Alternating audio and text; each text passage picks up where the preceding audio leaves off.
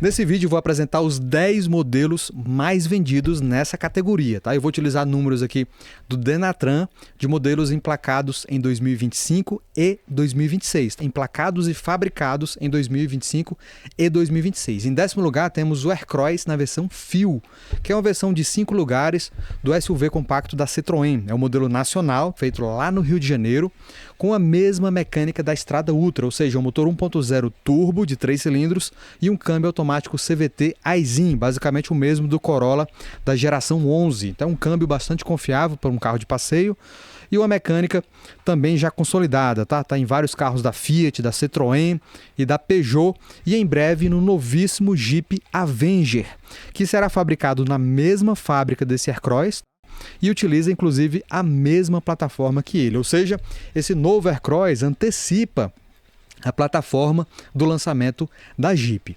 É um carrinho muito agradável de usar na cidade, tá? Eu já rodei com ele algumas vezes no piso lunar lá de Fortaleza e é um carrinho bastante agradável, absorve filtra muito todo tipo de buraco, todo tipo de obstáculo. A calibração da suspensão dele é muito típica de Fiat.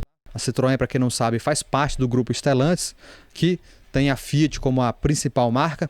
Então, é um carrinho muito agradável de usar na cidade. E o câmbio CVT, ele é sempre muito eficiente nesse tipo de uso. Como ele é uma versão de 5 lugares, de um carro que foi projetado para ter 7 lugares, então o porta-malas dele é muito grande, muito generoso. Então, para quem pretende fazer, eventualmente, algum tipo de viagem, ali o bagageiro é muito bom. Em 9º lugar temos o Fiat Pulse Turbo 200. É um carrinho de aspecto meio simples, tá? Inclusive com calotas também, mas que utiliza essa mesma mecânica que eu comentei. Motor Firefly Turbo com bastante torque, tá? São 20 kg de torque com um câmbio CVT Aisin, lá que como eu falei, é herdado do Toyota Corolla. Bom, é um carro eficiente, tá? É um carrinho confortável, macio também e que vendeu bastante em 2025, 2026. Tá? Ele não foi criado exclusivamente para o público PCD, então qualquer pessoa pode comprá-lo. O mesmo pode ser dito do Aircross Fio, tá? Ele está disponível para todo mundo. Se você não é um público PCD, pode ir na concessionária que ele está disponível para você também. Tá? São carros mais simplificados, carros mais racionais. Agora, em 8º lugar, tem o meu queridinho, porque é um carro de excelente custo-benefício. O único daqui da lista que não utiliza motor fraco. Renegade T270. É um carro que custava um pouquinho acima dos 120 mil reais, tá? Ele chegou a custar aí seus 126 mil.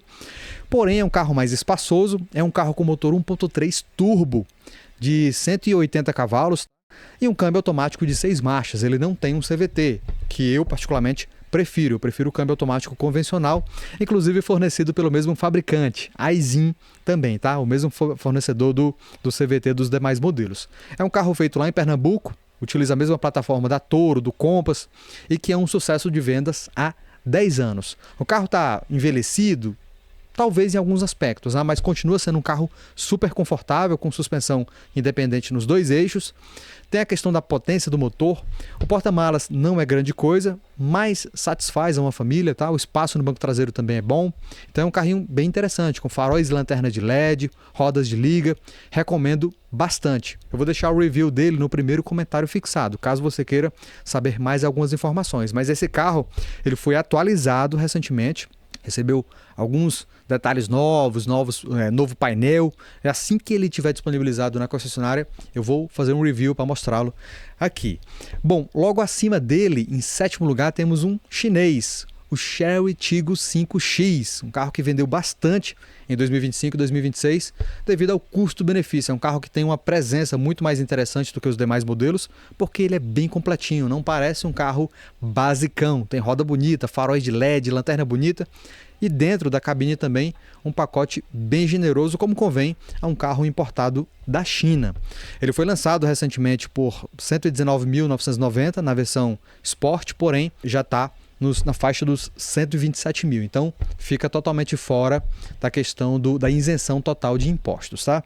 Acima dele temos o modelo Sense, da versão Sense do Nivus. Este sim, um carro exclusivamente para o público PCD. Tá?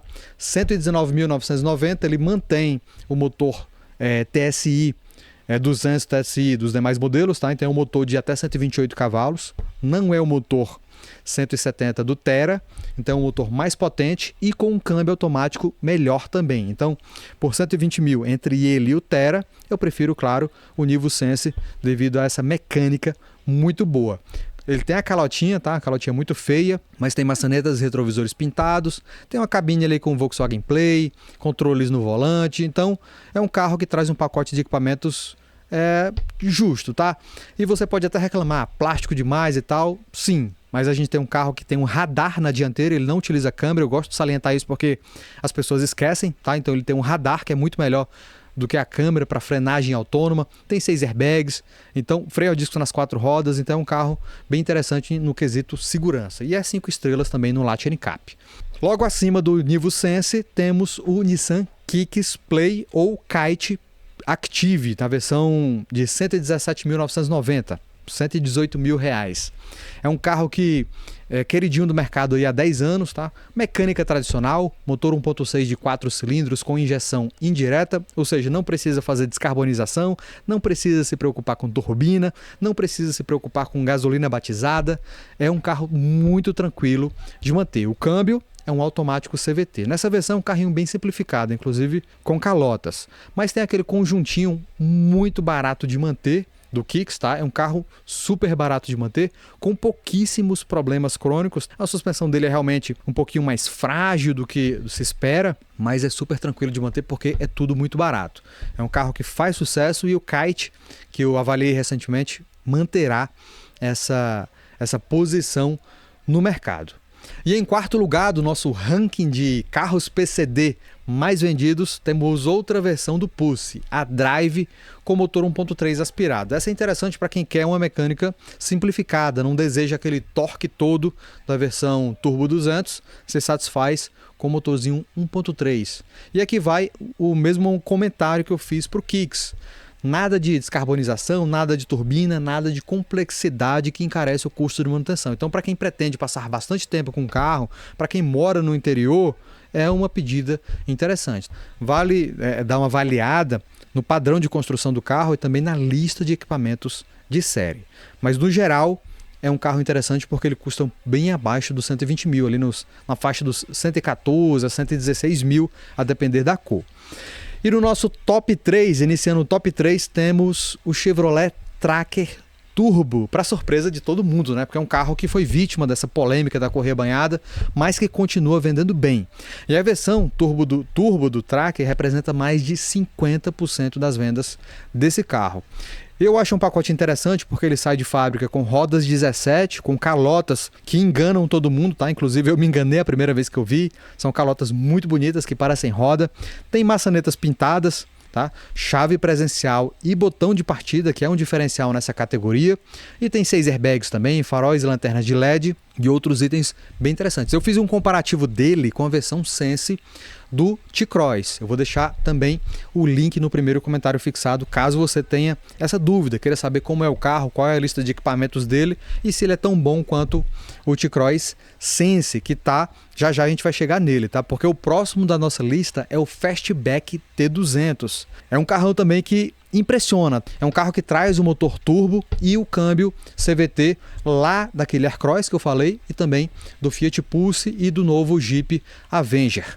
Bom, é um carro que se destaca muito pelo design controverso, mas tem um porta-malas muito bom, carrega ali 2 adultos no banco traseiro tranquilamente e o pacote de equipamentos inclui ar-condicionado automático digital também. Inclusive ele tem um pacote opcional baratinho que agrega vários itens. Eu vou colocar na tela aí o custo do pacote opcional que agrega esses itens. É muito interessante para quem vai comprar o carro sem ser PCD, tá? Porque com esse pacote ele deixa de se enquadrar no PCD, tá? Porque eleva o preço acima dos 120 mil. Mas por padrão ele já tem maçanetas pintadas, rodas bonitas, 17 polegadas e um carro que tem presença. E na liderança temos o T-Cross Sense, é um carro que teve 32 mil unidades emplacadas em 2025 e 2026, agora até março. Entre janeiro de 25 e março agora de 26, são 32 mil unidades. E por que esse carro é muito bem quisto no mercado? Porque ele traz aquela percepção de um carro mais sofisticado do que o Nivus, maior do que o Nivus, né? E realmente ele é mais espaçoso, ele tem um entre-eixos maior, 9 centímetros a mais. Tem um porta-malas bom também, tá? É menor do que o Nivus, mas satisfaz uma família, mas o destaque dele mesmo é o espaço no banco traseiro. Como o Nivus ele tem 6 airbags, frenagem autônoma por radar, tem um multimídia Volkswagen Play muito bom também, mas de resto aquele acabamento simplificado que nós conhecemos na Volkswagen. Então é um carro que tem vendido bastante, faróis de LED, lanterna de LED, é bonitinho. Muita gente compra esse carro e acaba fazendo upgrades, acaba colocando o Active Info Display, volante em couro, rodas, que é o básico, né? Tirar essas calotas ridículas aí, e até mesmo o rack de teto. Mas é importante lembrar que o rack de teto instalado posteriormente, ele não é funcional, apenas estético.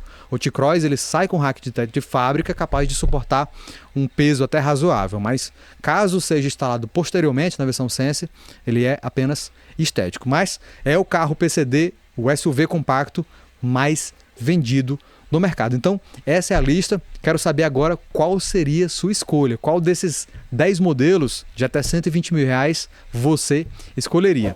Tá fazendo falta aqui o WRV, né? A Honda não vai disponibilizar nenhuma versão de até 120 mil. O Avenger também, que talvez não chegue a tempo aqui de ter uma versão assim. Acho que a Jeep vai priorizar as versões mais caras, talvez posteriormente ela substitua o Renegade T270, mas o Yaris também não vai aparecer numa versão de 120 mil, então o que temos são esses modelos que eu apresentei. Quero saber qual é a sua escolha.